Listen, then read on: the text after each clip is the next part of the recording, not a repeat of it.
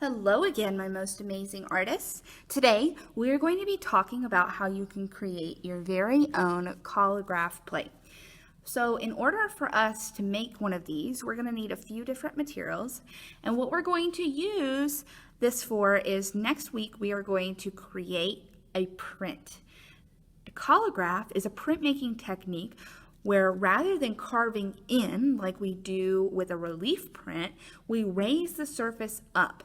You can do this with a variety of materials like cardboard or foam. You can also use things you find in nature like leaves or twigs or needles like pine needles. Any of those things work really great too, so you might try some of those things yourself. So today, we're going to be making ours out of craft foam, but this is an example out of cardboard.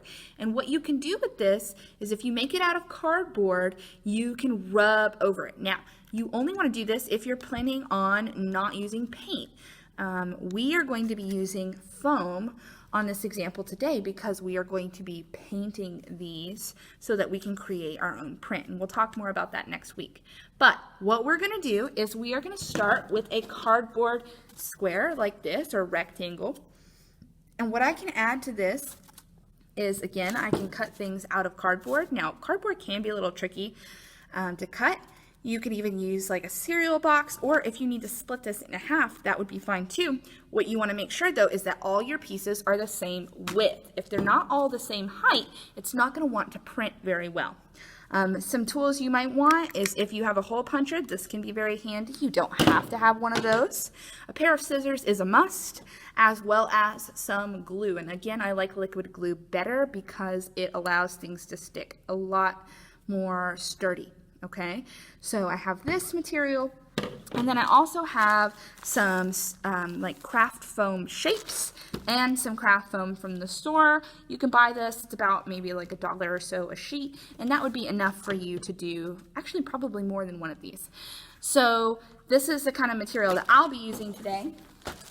Let's see how we get started. Okay, I have mine here, and what I need to do first is write my name on the back of it. Right? Now I can flip that over. And I want to see, okay, are there any shapes that I really like that are in here? Maybe I want to use this star, and I really like this peace sign. And, oop, I think that's too thin. I think I'm going to use a few flowers. And then the rest of these shapes I think I'm going to cut myself. I might even add like my initials or something, and these are all things that you can cut as well. I might apply this letter on here, but we need to talk about how we go about doing that. So I'm going to set these pieces aside for a second, and I might try cutting out some shapes out of this. Now, any shape that you want to create is up to you. I'm going to go for something a little bit more abstract. You are allowed to kind of go with whatever you want to go with. I will leave the subject matter up to you. You kind of want to think about positive and negative space. What kind of shapes are you creating? Things like that. So here I am just cutting along this edge, making a nice shape that I'm happy with. That I'm going to glue down here in just a moment. And then maybe I want some, I'm going to curve along this edge and cut maybe some notches out like this, or maybe I want to create a bunch of parallel lines or some zigzags. Anything like that would look really nice. You want it to be kind of dramatic. Okay, and I'm getting all the spare stuff out of my way. I could even maybe use that shape in the future if I wanted to use some of these triangles in a different spot. I might come back and add some of these on here actually. I think I like those shapes. So I'm happy with these, and what I'm going to do now is I'm going to glue these down.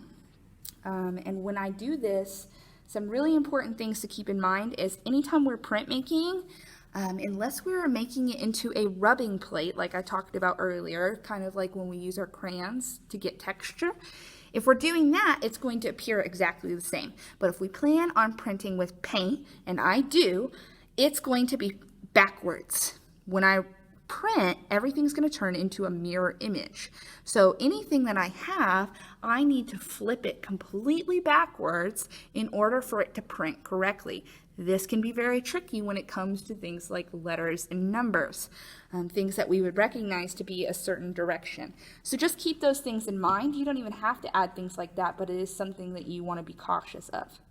And I kind of want to put these around in different areas.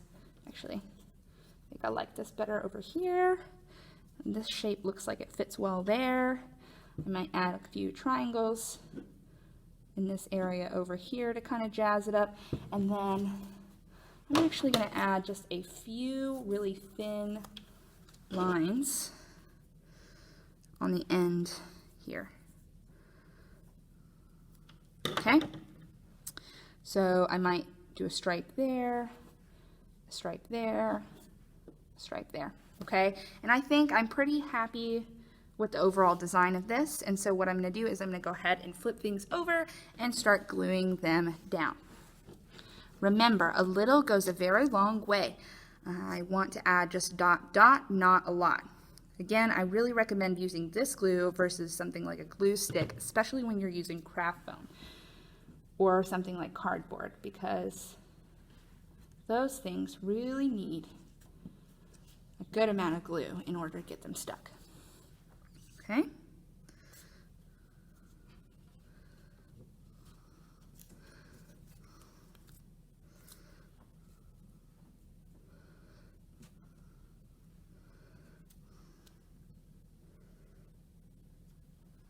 Oops, I almost did it backwards. Did you see that? Flip it over.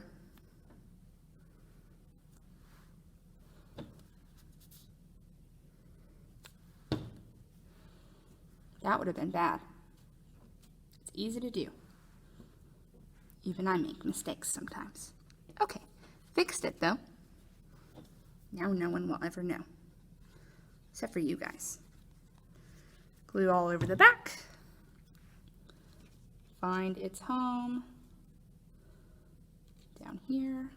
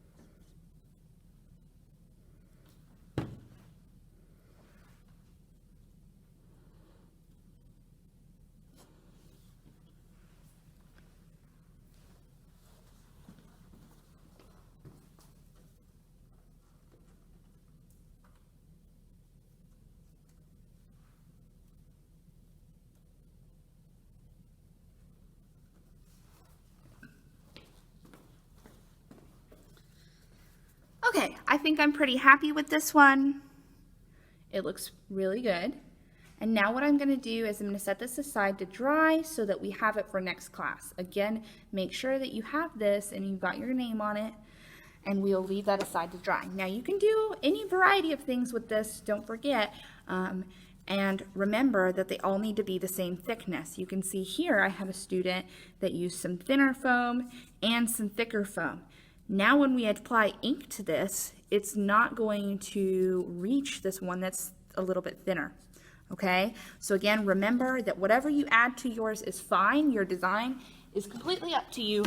Just be sure that your material is all the same thickness so that when we print, it prints nice and even and we get all the details. All right, I'll see you later, my most amazing artists. Thank you for creating with me.